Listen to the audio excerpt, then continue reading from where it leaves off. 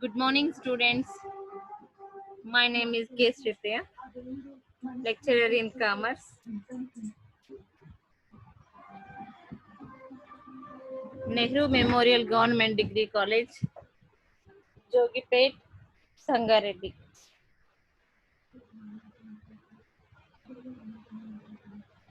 Subject name Business Organization and Management.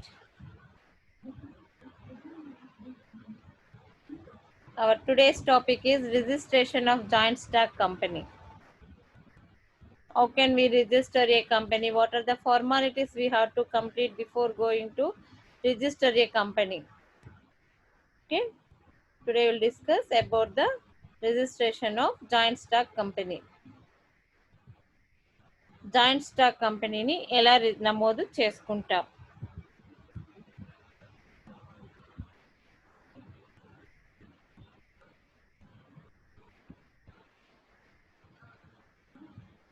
మామూలుగా business అంటే ఏంటి? కొంత నగదుని మనము పెట్టుబడి పెట్టడం ద్వారా లాభంతో మళ్ళీ తిరిగి దాన్ని పొందటాన్ని వ్యాపారంగా చెప్తున్నాం, అవునా? అంటే మూలధనం ఉంటేనే మనం వ్యాపారాన్ని నిర్వర్తించగలుగుతున్నాం. ఆ మూలధనాన్ని మనం ఒక్కరమే ఇన్వెస్ట్ చేయగలిగితే మనమే చిన్న తరహా వ్యాపారాన్ని చేసుకునే అవకాశం మనకి ఉంటుంది. అప్పుడు అలాంటి వ్యాపారాన్ని సొంత వ్యాపారం అంటున్నాం. అలా మనం ఒక్కరమే ఇన్వెస్ట్ చేయలేనప్పుడు, ఇంకా కొంత ఎక్కువ మూలధనం అవసరమైనప్పుడు, వ్యాపారం కూడా ఎక్కువ మొత్తంలో చేయాలనుకున్నప్పుడు భాగస్వామ్య వ్యాపారాన్ని చేస్తున్నాం. ఇంకా కొన్ని సందర్భాల్లో ఇంకా భారీ ఎత్తున వ్యాపారం నిర్వర్తించాల్సి వచ్చినప్పుడు, మూలధనం ఎక్కువ మొత్తంలో అవసరమైనప్పుడు మనం కంపెనీ వ్యాపారాన్ని చేస్తూ ఉంటాం. అలా కంపెనీ వ్యాపారాన్ని నిర్వర్తించాలి అంటే దానికి భారీ మూలధనం అవసరం అవుతుంది. భారీ మూలధనం అవసరమైనప్పుడు దాన్ని ఏ ఒక్కరో ఇద్దరు సమకూర్చడం అనేది అంత సులభం కాదు. అలాంటి సందర్భాల్లో ఆ మూలధనాన్ని ప్రజల నుండి అనగా వాటాదారుల నుండి సేకరించాలని అనుకుంటున్నాం. అలా వివిధ వ్యక్తుల నుండి సేకరించే మొత్తాన్ని మనం మూలధనంగా తీసుకుంటున్నాం. ఆ మూలధనంలో వాళ్ళు ఇచ్చిన భాగం ఏదైతే ఉందో దాన్ని వాటా అని చెప్పడం జరుగుతుంది. మూలధనంలో సభ్యులు ఇచ్చిన వాటాని, సభ్యులు ఇచ్చిన మొత్తాన్ని వారి వంతు వాటాగా మనం గుర్తిస్తున్నాం. అలా కొంతమంది వాటాదారుల ద్వారా సేకరించబడిన మొత్తాన్ని ఒక చోట చేర్చితే దాన్నే మనం వాటా మూలధనం అంటున్నాం.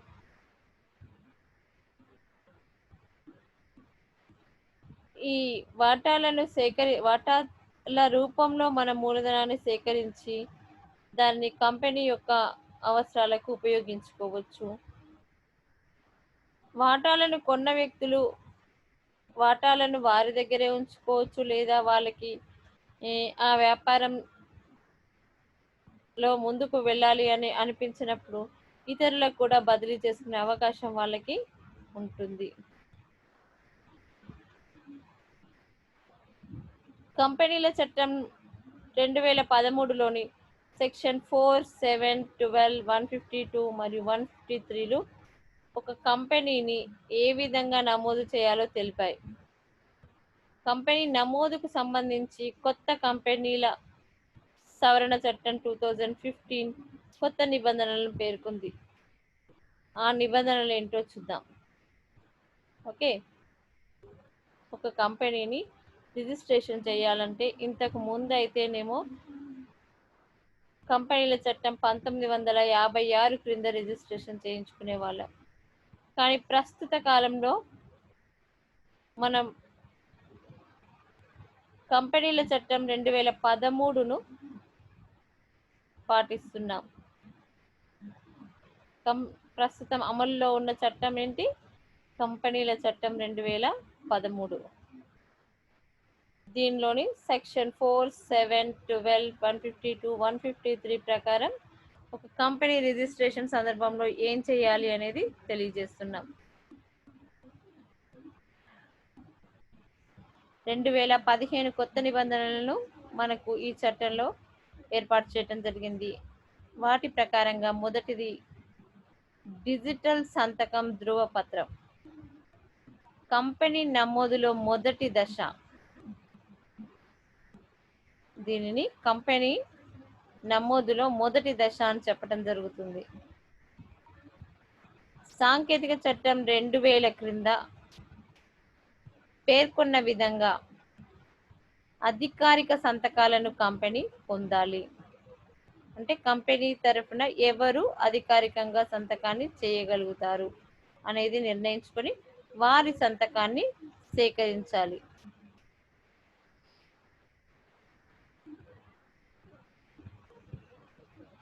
డిజిటల్ సంతకం ఎవరిదైతే ఉంటుందో ఆ వ్యక్తి యొక్క అధికారాన్ని ధృవపరుస్తూ అధికారికంగా జారీ చేయబడిన ఎలక్ట్రానిక్ సంతకమే డిజిటల్ సంతకం. ఓకే, డిజిటల్ సంతకం అంటే ఏంటి? ఒక వ్యక్తి యొక్క అధికారాన్ని ధృవపరుస్తూ అధికారికంగా జారీ చేసే ఎలక్ట్రానిక్ సంతకం. అంటే ఫర్ ఎగ్జాంపుల్, ఎక్స్ అనే వ్యక్తి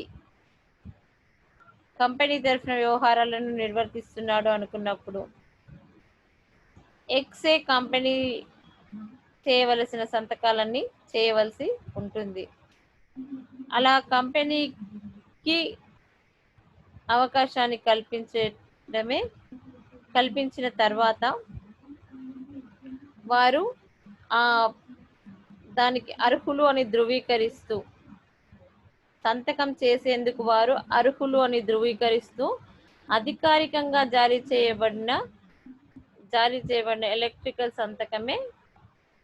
ఎలక్ట్రానిక్ సంతకమే డిజిటల్ సంతకం. ఓకే, డిజిటల్ సిగ్నేచర్, సర్టిఫై చేసిన డిజిటల్ సిగ్నేచర్ ఇది ఖచ్చితంగా ఉండాలి. ప్రతి కంపెనీ రిజిస్ట్రేషన్ సందర్భంలో ఇది తీసుకోవాలి. అప్పుడే కంపెనీ సులువుగా ఎలాంటి ఆటంకాలు లేకుండా ముందుకు వెళ్తుంది. ఓకే,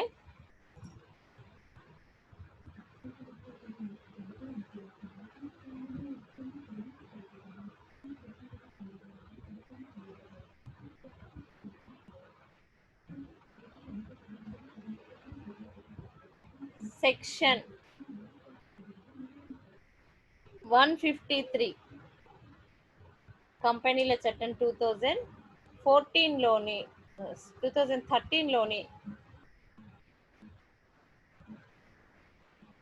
కంపెనీల చట్టం 2013లోని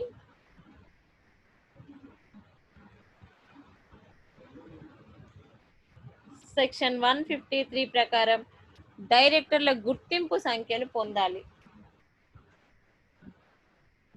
డైరెక్టర్ల గుర్తింపు సంఖ్యను పొందవలసి ఉంటుంది. నమోదు సమయంలో డైరెక్టర్ల యొక్క గుర్తింపు నంబరును పొందవలసిన అవసరం ఉంటుంది. మొదటి దశ మనం ఇంతకు ముందే చదువుకున్నాం. రెండవ దశలో మనం ఏం చేస్తున్నాం? మొదటి దశలో డిజిటల్ సిగ్నేచర్ని తీసుకుంటున్నాం. రెండవ దశలో డైరెక్టర్ల గుర్తింపు నంబర్ని తీసుకోవాల్సిన అవసరం ఉంటుంది.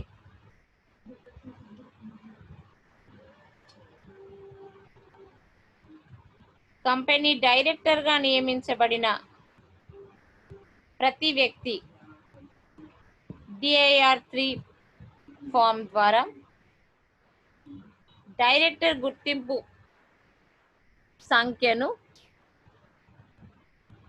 సంఖ్యకు దరఖాస్తు చేసుకోవాలి. అంటే ఎవరెవరు డైరెక్టర్లుగా నియమించబడుతున్నారో వాళ్ళందరూ కూడా DIR 3 ఫామ్ని ఫిల్ చేయవలసి ఉంటుంది.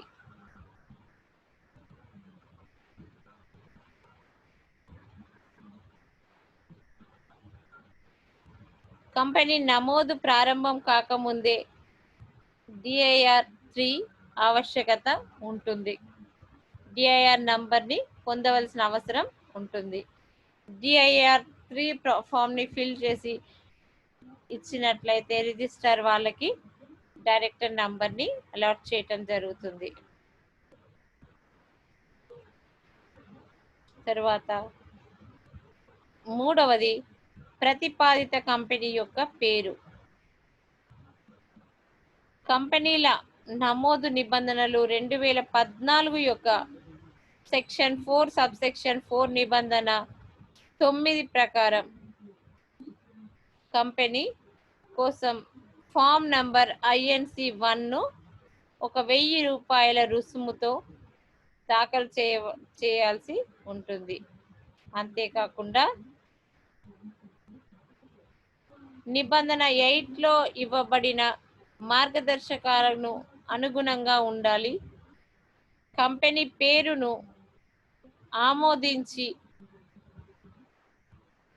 ఆమోదించిన తర్వాత రిజిస్టర్ ఆఫ్ కంపెనీకి అందుబాటులో ఉన్న పేరును అనుమతిస్తూ ఒక లేఖను పంపిస్తారు. దరఖాస్తు చేసుకున్న నాటి నుండి 60 రోజుల వరకు ఈ పేరు చెల్లుబాటులోనే ఉంటుంది. ఓకే, ఇకపోతే 4th స్టెప్ ఏంటంటే ముఖ్యమైన పత్రాలను తయారు చేసుకోవటం.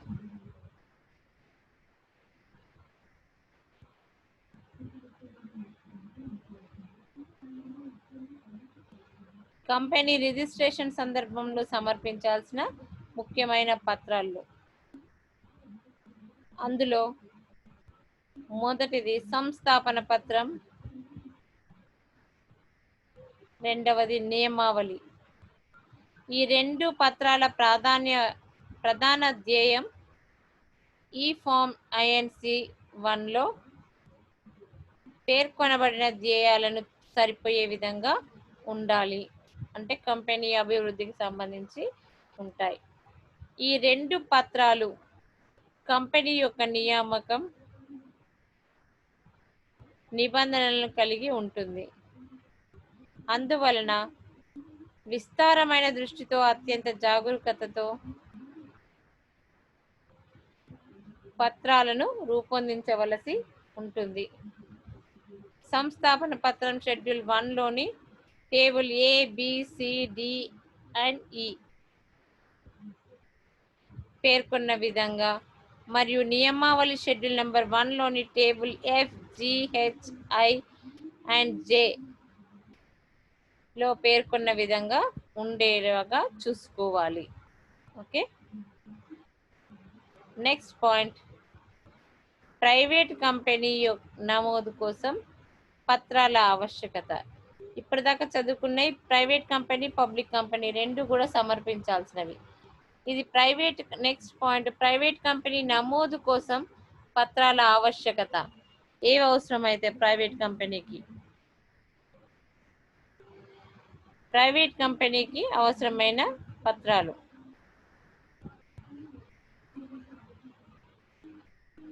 అందులో మొదటిది సంస్థాపన పత్రం, రెండవది నియమావళి, దాని తర్వాత ఫామ్ 8. ఫామ్ 8లో నిపుణుల చేత ప్రకటన, ప్రతి వాటాదారుడు చేత లిఖితపూర్వక వాంగ్మూలం, చిరునామా ధృవీకరణ పత్రాలు, వాటాదారుడు సంతకం ధృవీకరణ, NOC means no objection certificate, గుర్తింపు ధృవీకరణ మొదలైన పత్రాలు అవసరమవుతాయి. ఓకే, ప్రైవేట్ కంపెనీకి అయితే ఇప్పుడు చెప్పిన వాటికి సంబంధించిన పత్రాలు అవసరం పడుతుంటాయి.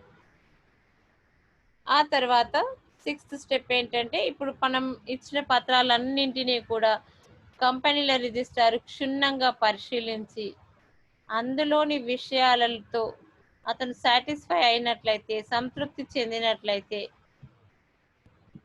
ఓకే, అందులో పొందుపరిచిన విషయాలకు అతను సంతృప్తి చెందినట్లయితే వ్యాపార ప్రారంభానికి అనుమతిని ఇస్తాడు.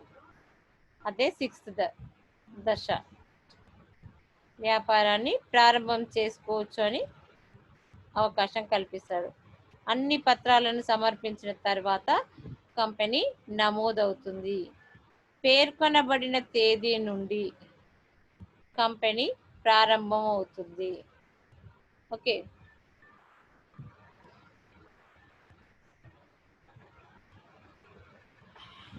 నెక్స్ట్ కంపెనీ యొక్క రిజిస్ట్రేషన్ వల్ల, నమోదు వల్ల మనకు వచ్చే ప్రయోజనాలు ఏంటో చూద్దాం.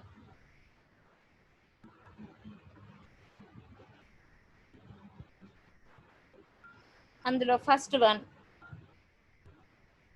చట్టంచే సృష్టించబడిన కల్పిత వ్యక్తి కదా కంపెనీ. చట్టం చేత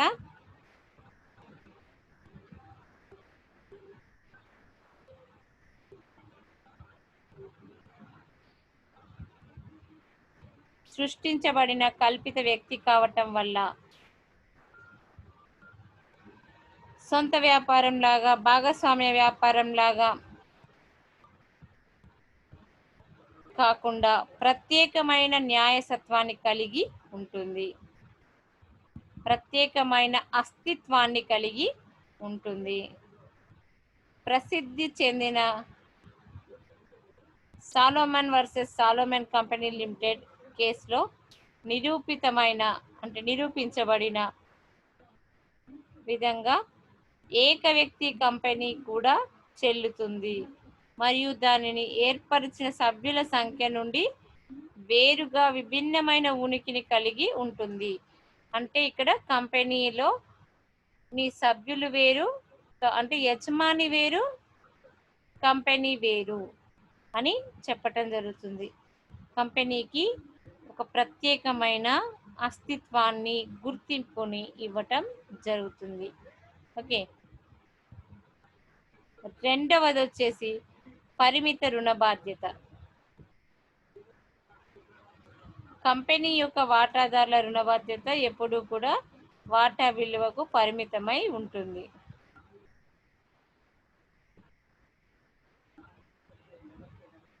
లేదా పూచి ఇచ్చిన మొత్తానికి కానీ పరిమితం అవుతుంది.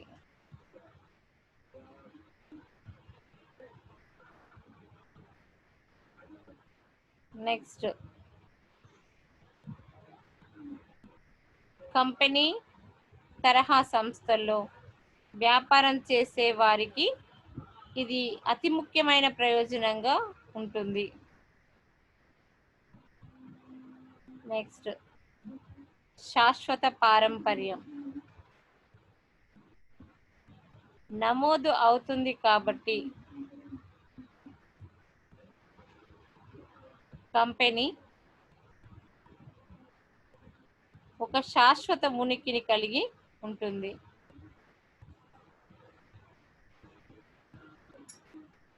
కంపెనీలోని వ్యక్తులందరూ చనిపోయినప్పటికీ, వ్యక్తులు అంటే కంపెనీలో వాటాదారులుగా ఉన్న వ్యక్తులందరూ చనిపోయినప్పుడు, లేదా డైరెక్టర్లు, ఆడిటర్లు వీళ్ళందరూ కూడా చనిపోయినా కూడా కంపెనీకి మాత్రం ముగింపు అనేది లేదు. వాళ్ళ వాటాదారులు అందరూ కలిసి తీర్మానం తీసుకొని మూసివేస్తే తప్ప సాధారణంగా కంపెనీకి చావు అనేది ఉండదు. అది ఒక శాశ్వత పారంపర్యం పైన ఆధారపడి ఉంటుంది. నెక్స్ట్, వాటాల బదిలీ. ఇది ఆల్రెడీ మనం చదువుకున్నాం, ఇంతకు ముందే చెప్పుకున్నాం. అయినప్పటికీ నేను మరోసారి గుర్తు చేస్తున్నాను. ఏంటంటే వాటాల బదిలీ. కంపెనీ యొక్క వాటాలను సులభంగా మనం ఒకరి నుండి ఇంకొకరికి బదిలీ చేయవచ్చు. అలా ఎంత మందికైనా ఎన్నిసార్లు అయినా కూడా బదిలీ చేయవచ్చు.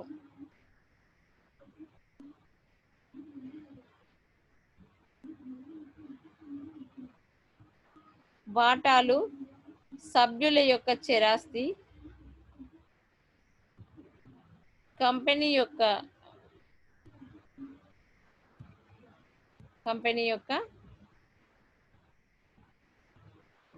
నియమ నిబంధనల ప్రకారం వాటాలను బదిలీ చేయవచ్చు. కంపెనీకి లభించే ఆ విభిన్న ప్రయోజనం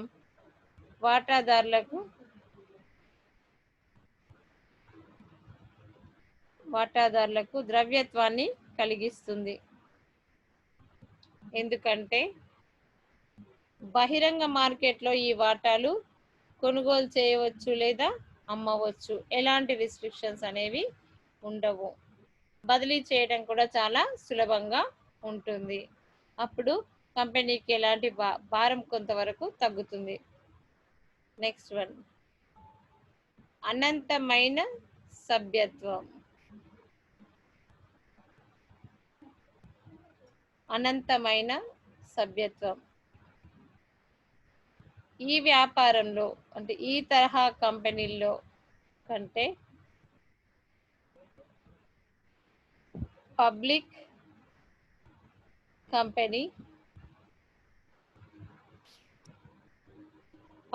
కంపెనీ అనంతమైన సభ్యత్వాన్ని కలిగి ఉండవచ్చు. అంటే ఎక్కువ మంది, లిమిట్ అనేది లేదు, ఎంతమంది అయినా ఉండొచ్చు. నెక్స్ట్ వన్, మూలధన స్థిరత్వము మరియు రుణదాతల పరిరక్షణ. మూలధన స్థిరత్వము మరియు రుణదాతల పరిరక్షణ. అందులో ఏంటంటే అనేక సదుపాయాలు ద్వారా కంపెనీ తన వాటాలను తానే తిరిగి కొనుగోలు చేసుకోవచ్చు.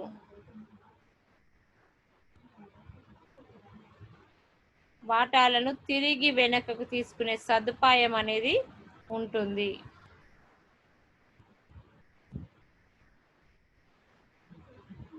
కంపెనీ మూలధనానికి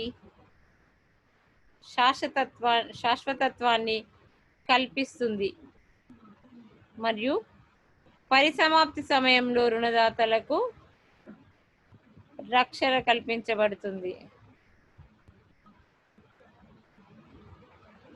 నెక్స్ట్, భారీ వనరుల సమీకరణ. ఆల్రెడీ నేను చెప్పాను, ఈ వ్యాపారం అనేది చాలా పెద్ద మొత్తంలో ఉంటుంది. కంపెనీ వ్యాపారం అనేది చాలా పెద్ద మొత్తంలో ఉంటుంది కాబట్టి దానికి తగ్గట్టుగా భారీ వనరులను, భారీ మూలధనాన్ని మనం సేకరించాలి. నెక్స్ట్, ప్రత్యేక ఆస్తి.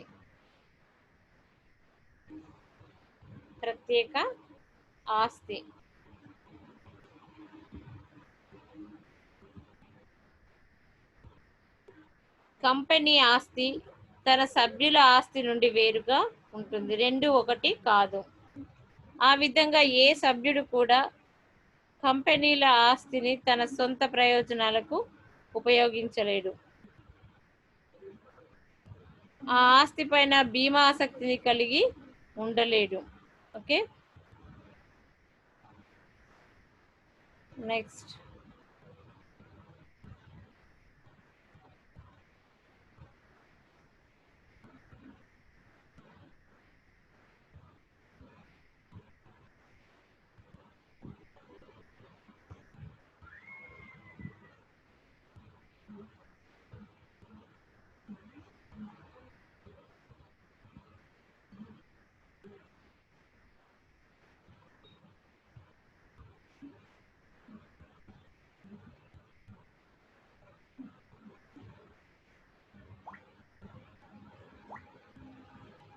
కంపెనీ ప్రత్యేక అస్తిత్వాన్ని కలిగి ఉంటుంది, అంటే ప్రత్యేక గుర్తింపును పొంది ఉంటుంది.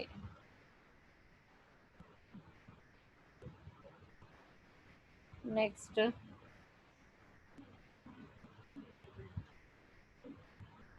దావా వేసే అంతకన్నా ముందు నియంత్రణ మరియు నిర్వహణ సులభతరం.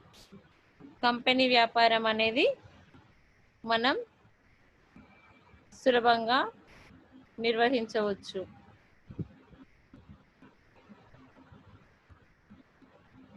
నెక్స్ట్, కంపెనీ వ్యాపారంలో వచ్చే ప్రయోజనాల్లో చివరిది దావా వేసే శక్తి. కంపెనీ ఎవరిపైనైనా దావా వేయవచ్చు. ఓకే, కంపెనీ చట్టం చేత సృష్టించబడిన కల్పిత వ్యక్తి కాబట్టి ఇతరుల పైన దావా వేయొచ్చు. మరియు మూడో పార్టీకి కూడా కంపెనీ పైన దావా వేయొచ్చు. కంపెనీ యొక్క రుణ బాధ్యతల విషయంలో మేనేజింగ్ డైరెక్టర్ లేదా ఇతర డైరెక్టర్ పై దావా వేయడానికి వీలు లేదు. ఎందుకంటే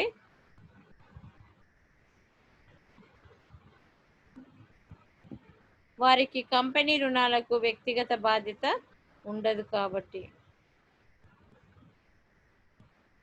ఓకే, దీంతో కంపెనీ రిజిస్ట్రేషన్ వల్ల వచ్చే ప్రయోజనాలు పూర్తయ్యాయి. నెక్స్ట్, కంపెనీ నమోదు వలన వచ్చే నష్టాలు ఏంటో చూద్దాం.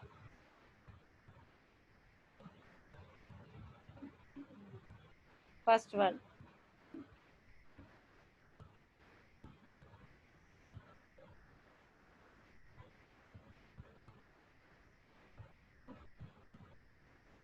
కంపెనీ నమోదు వలన నష్టాలు. ఫస్ట్ వన్, లాంఛనాలు లేదా ఖర్చులు. కంపెనీ నమోదుకు సంబంధించి అనేక కార్యకలాపాలను పూర్తి చేయాలి కాబట్టి ఎక్కువ మొత్తంలో నష్టాలు పొందవలసిన అవసరం ఉంటుంది. నెక్స్ట్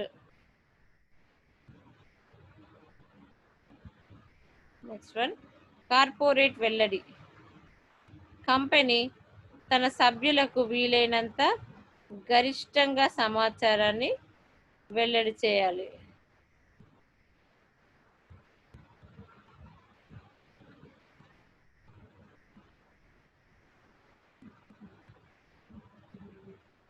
కార్పొరేట్ వెల్లడి అంటే కంపెనీ తన సభ్యులకు వీలైనంత గరిష్టంగా సమాచారాన్ని వెల్లడి చేయాలి. కానీ సభ్యులు కంపెనీ యొక్క రోజువారీ నిర్వహణలో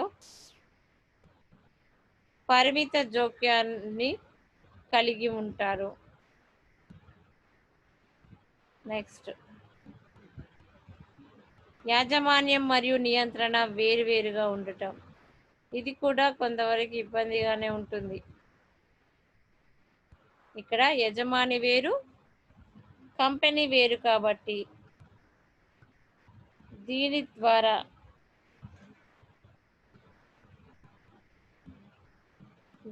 యజమాని ఇద్దరు వేరువేరు కాబట్టి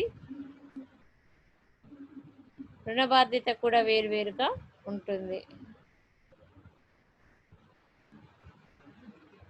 నెక్స్ట్ వన్, యాజమాన్యము మరియు నియంత్రణ వేరువేరుగా ఉండటం. ఇది ఇంతకు ముందే చెప్పినాను. కంపెనీల చట్టం ప్రకారం యజమాని వేరు, నియంత్రణ చేసేవాళ్ళు వేరు అని అర్థం. రెండు ఒకటి కాదు. దానివల్ల కూడా మనం నష్టపోవచ్చు. నెక్స్ట్, రహస్యాల గోప్యత. రహస్యాల గోప్యత. కంపెనీలో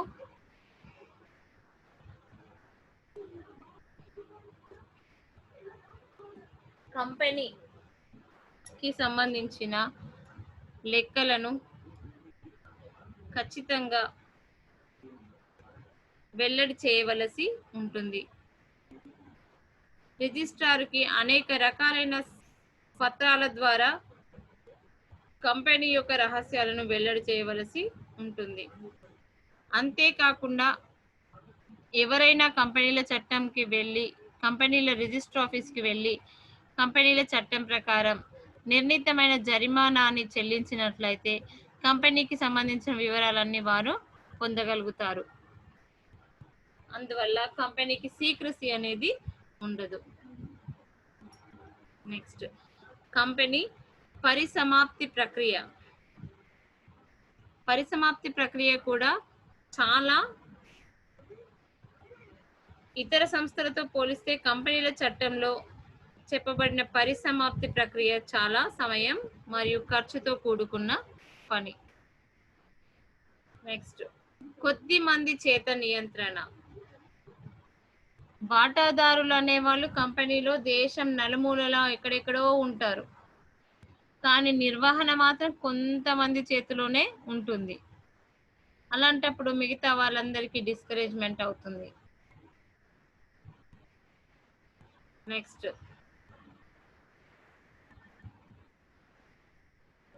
అత్యధిక సామాజిక బాధ్యత. కంపెనీకి అత్యధిక సామాజిక బాధ్యత కలిగి ఉండవలసిన బాధ్యత ఉంటుంది. ఎందుకంటే ఏ సందర్భంలోనైనా కంపెనీ ప్రజల యొక్క ఆసక్తికి భిన్నంగా పోకూడదు. అందుకనే కంపెనీని రిజిస్ట్రేషన్ చేసుకుంటున్నాం. ఓకే,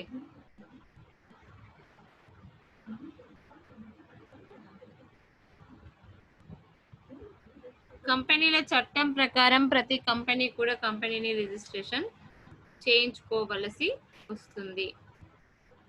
ఓకే, దీంతో ఈ టాపిక్ కంప్లీట్ అయింది. నెక్స్ట్ క్లాస్లో ఇంకో టాపిక్తో మీ ముందుకు వస్తాం. Thank you for watching this.